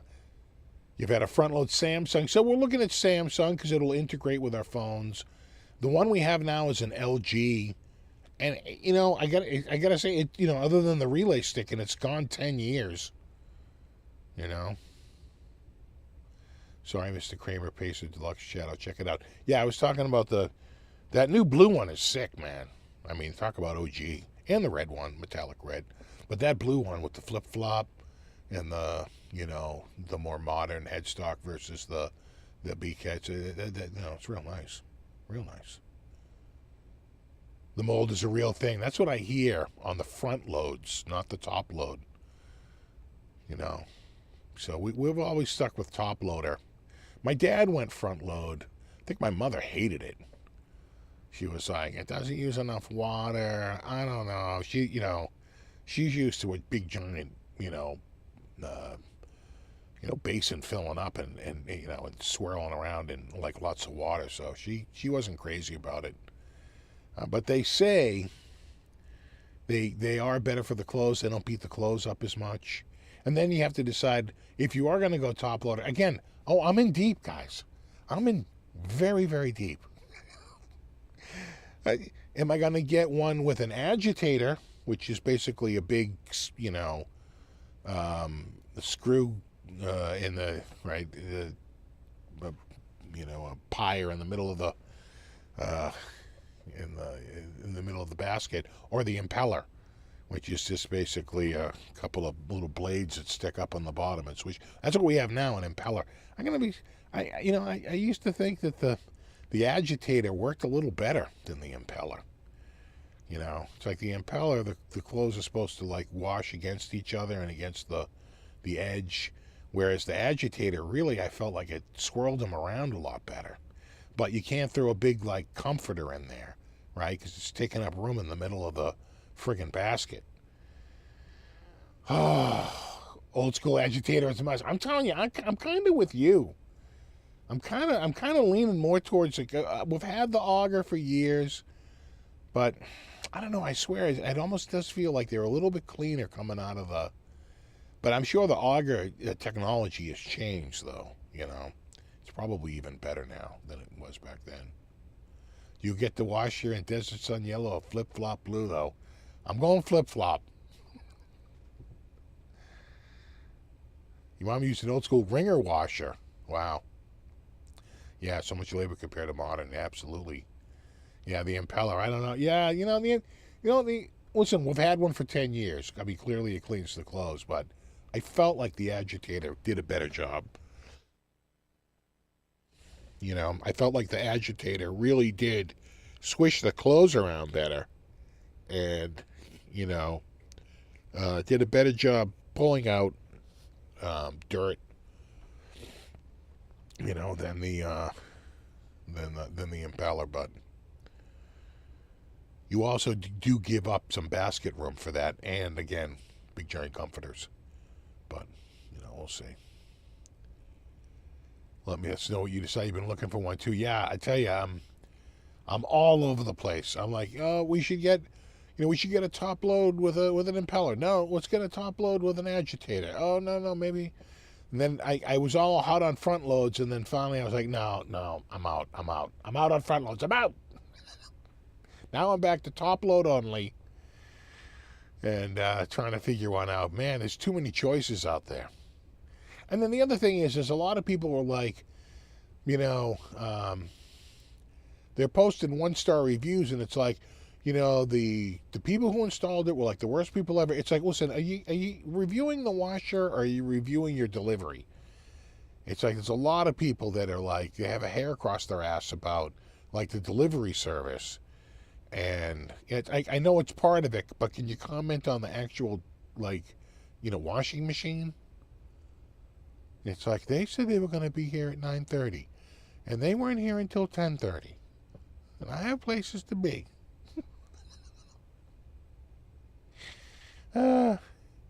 I saw that, a removable agitator. I want to say, I forget if it was Maytag or Whirlpool that did that, but it wasn't getting good reviews. I'd say the best reviewed ones I saw out there were the Samsung and the LG.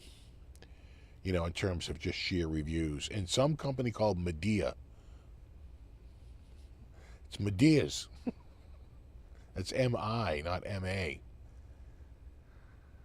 Yeah, my volume clamp. What's that tool am I mixing? What is a tone clamp? That's how I get this awesome tone. Go old school. A stream and some rocks. Get a branch and just whack everything out on a rope in the backyard.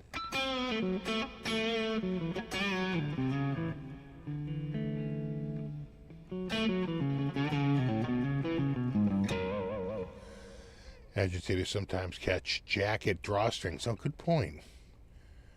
And destroy them, but I still swear by them. Yeah. It did feel like, because of course we always had an agitator until this this latest washing machine. And I always thought agitators were good. I'm trying to remember the brand we had. I had some weird brand last time that was like some ridiculous high-end brand. I want to say, I think I bought it from Lowe's. And that thing, the drain died. And it was a lot to get the friggin' water out of that thing.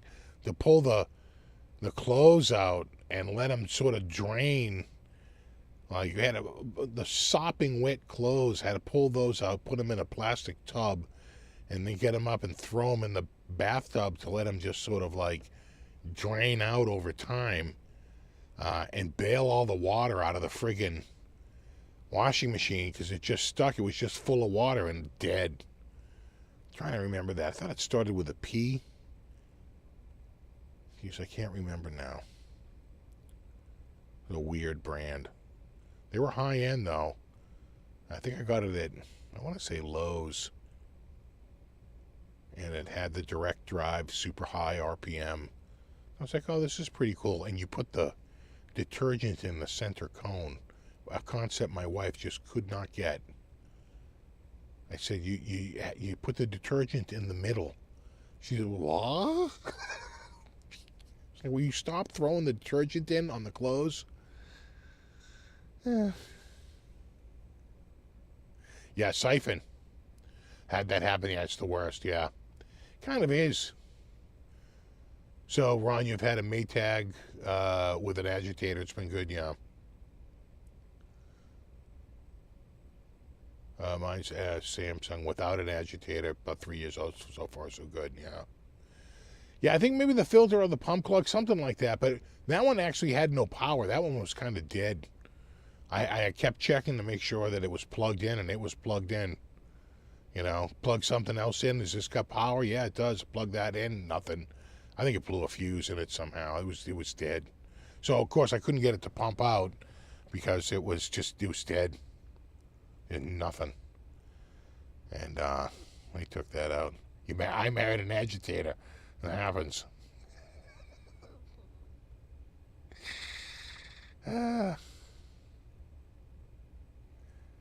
Sorry, I'm late. Take care of my son. He had 4 wisdom teeth pulled. Yeah. Yeah, when I had mine pulled out, I was so old they wouldn't take them all out at once. They would only take out one side at a time. And then I had to go back a couple of weeks later to get the other side out.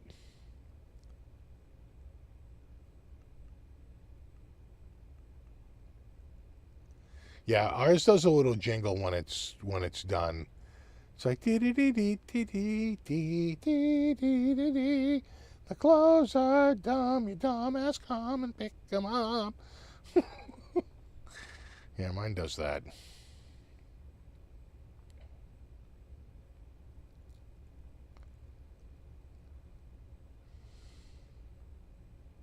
Hair clips, yeah. Yeah, I think my biggest bane is the scrunchie or the little hair tie, because those are small, like a little rubber band. And they get caught in there. Big pain in the ass. What's up, Johnny?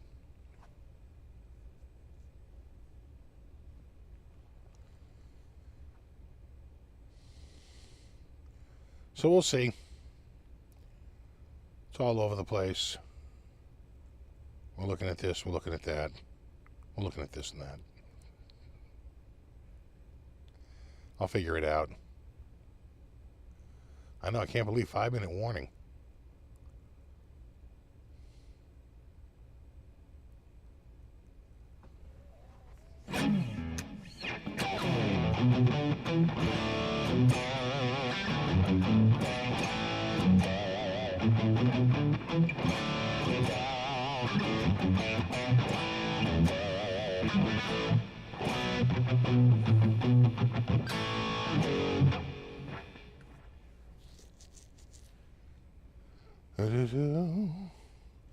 Oh no, you missed half the show.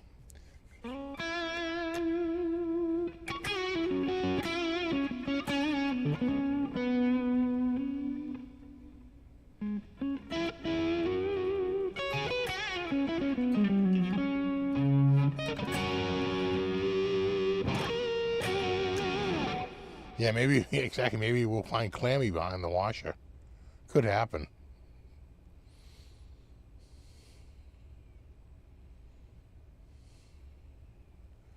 Living the life he always wanted to.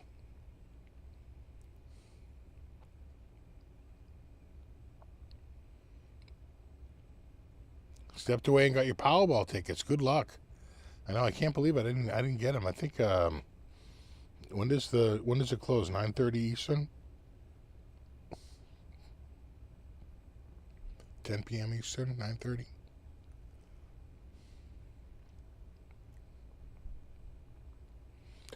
YouTuber Ben's Appliances and Junk has some good review videos. Oh yeah, I'll check it out. It's hard to get good information on that because it's so expensive to, and the big companies that do the reviews, like Consumer Reports, they're hiding all that shit behind a paywall. They're like, oh, no. Yeah, 9:30 Eastern. Yeah, I thought so. I think 9:30 Eastern Daylight Time, yeah. They lock it up about 30 minutes before the drawing.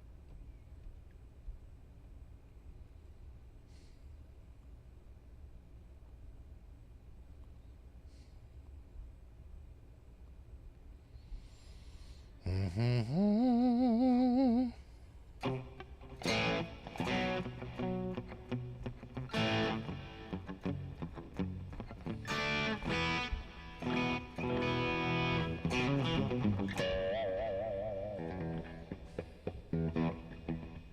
He's a repair guy, good insight on reliability. Okay. I have to say, even though the relay is sticking on, the LG has been pretty reliable, for the most, except for the pump relay sticking. But, it is friggin' 10 years old. I got it in April of 2015, so, can't complain about 10 years. And again, it's still working. We did 2 or 3 loads of laundry today, but it's just that relay is sticking. And that month when we had the water bill was like $450, and you got to remember that it costs 0.7 cents, less than a penny, for a gallon of water here. 0.7 cents per gallon for water in this area. Pretty cheap. To do $450 in water is like 48,000 friggin' gallons of water. It's like, what? Huh? And that's because I think as fast as it was pumping, because our water bill is usually $135, $150. My wife was like, yeah, it was $450 this month. I'm like, no. That sounds like a faucet was just left on running for like a day or a few days. And it was the dishwasher. I mean, the washing machine, because that friggin' exit pump was never shutting off. So it was pouring water in, and it can load water pretty fast into the friggin' washing machine. That's for sure. That's not like a toilet, which is purposely designed to have a very low flow in case it just runs all the time, right? You don't rip through water. Washing machine, not so. It rips through water. So as fast as I was pumping gallons in, off the water pressure, it was pumping them out again and into the drain. So, yeah. That'll make you buy a new washing machine. You blow through $450 in water in a month and got nothing to show for it other than a bill. That'll do it. All right, dudes, you guys have a wonderful week. Thanks to everybody for hanging out. Super extra special thanks to anyone who contributed tonight. I always appreciate that. And, of course, Brofist to my Mod Squad. #Brofist, #Mod Squad. We'll see you guys all in a week. I got a new video coming out on Monday. I haven't even picked it out. I just got the next round here yesterday, and I got to go through and see what I have. I got to pack this up tomorrow and start going through and seeing what's in there. I think I got some interesting ones. I'm going to go with, I try to mix it up. So in other words, if I have a 2-humbucker Floyd Rose guitar, I wouldn't do that next week. I wouldn't do that on Monday. I'm going to find something that's like different, right? And try and mix it up. So it's not the same thing week after week. So, all right, dudes, you guys have a wonderful week. Check out Monday's video. And there you have it. We'll do it all again in a week. And until then, have a wonderful week. No, you rock. All right, guys. Have a great week. I'll see you next week.